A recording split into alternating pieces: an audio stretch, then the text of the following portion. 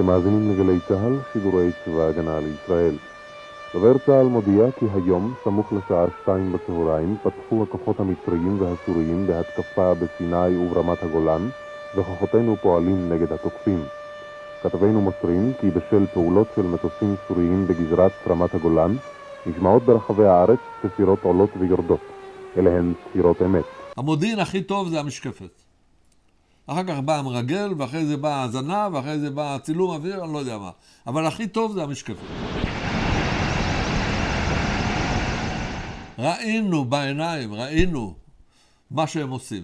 עם שחר יצאו המח"ט אורי אור ושני המג"דים, משה הראל ורפול שפר, לרמת הגולן. משימת החטיבה הייתה לנוע דרך גשר בנות יעקב, לנפח ולקונטרה שעל הגבול, על מנת לבלום כוחות סוריים שאמורים היו לתקוף ממזרח. אני חושב שהיום הסורים ילמדו שהדרך מדמשק לארץ ישראל מובילה גם מארץ ישראל לדמשק. כוחות השריון וחיל הרגלים הבקיעו את מערכי האויב וחדרו לעומק של 10 קילומטרים בשטח הסורי וממשיכים להתקדם בציר קונטרה דמשק. 20 כנראה שלא הבנת את מצרי. כל הכלים פגועים, אני אומר שנית, כל הכלים פגועים. בקושי נוסעים, תפו כולם, יש לי 4 כלים מלאים ואדומים. 20 כאן 3 עבור. כל 20 רות עבור. האם כלים שלנו כבר מאים למרגלות תל שער ימינה? יכול להיות, איפה בקומך עכשיו עבור? עולה על אמריקה סוף. רות, יד אליי, יש סוף.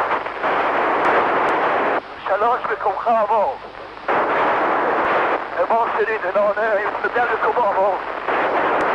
הבנתי. כשקראתי לעמוס פעמיים, וראיתי שהוא לא עונה לי, הבנתי שעמוס נהרג.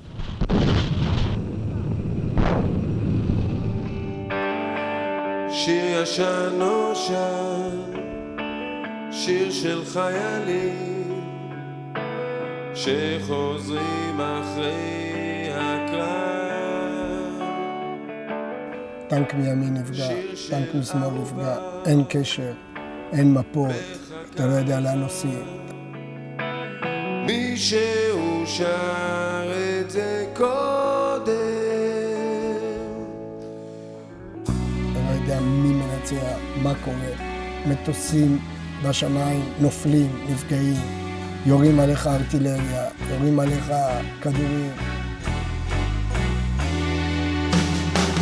הוא כותב מכתב, היא עונה 3,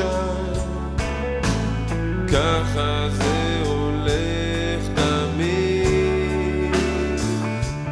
אבל ידענו דבר אחד, וזה מסירות הנפש. היא מוכדימה. שאנחנו מוכרחים לעמוד, אין ברירה אחרת, כי מאחורינו אין שום דבר עד תל אביב. זהו שיר אחרי מלחמה. יש אנשים שעברו משברים תוך כדי המלחמה. והיו אנשים, גם קצינים, שפתאום ראית או שהם היו בהלם קרב, או שהם פחדו, והם היו בעורף. מלחמה גורמת למתח עצום. אנשים מפחדים פחד שאתה מנסה לדכא אותו כל הזמן. הדרך העיקרית לדכא את הפחד זה תמיכה של חברים. זה לא נכון לחשוב שבמלחמה יוצאים רק אנשים מדוכאים ושבורים ומרוסקים.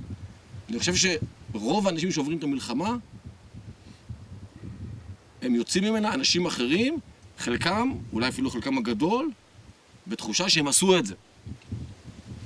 הם עברו את המבחן הנורא הזה, והם שרדו אותו, והם תפקדו בו, פחות, יותר, ויצאו מהקצה השני אנשים אחרים. ואני אמרתי בליבי, אני עוד לא מאמין שאנחנו נוסעים הביתה.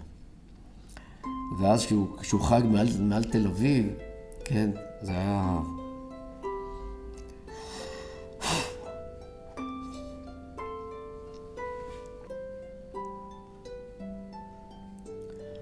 אז זו הייתה הרגישה כזאת טובה, כן, החבר'ה התחילו שם לשיר ולשמוח ולהתחבק.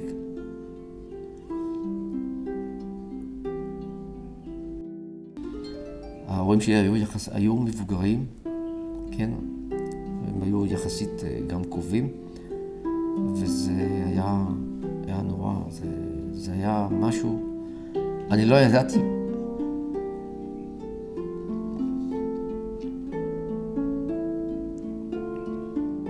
וזה היה הקטע הכי טוב שאני הרגשתי.